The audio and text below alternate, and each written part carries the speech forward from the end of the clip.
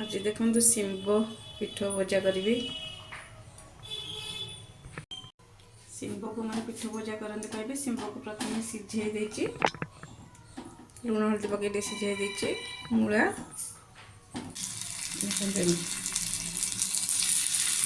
तेल पकईकि पिठ बटार गोटे गोटे पकईकि भाजीदे घोड़े देवा घोड़े घोड़ी भाजीदे कम तेल आपको टे लेउटे देवा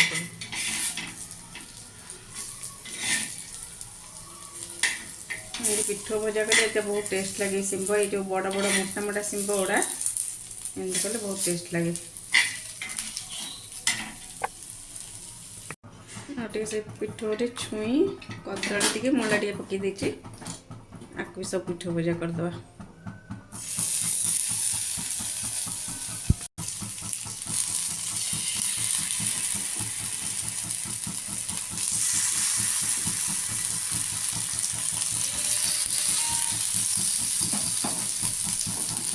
सब पिठ भजा कले एटा बहुत बढ़िया बहुत टेस्टी लगे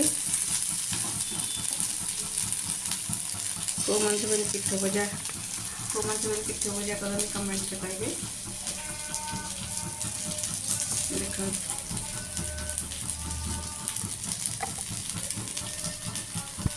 देख भजा होगा ये छुई पिठ भजा पिठ भजा छुई शिंब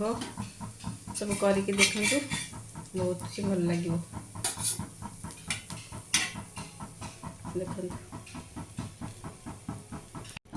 देखो भजा रेडी बर्तमान।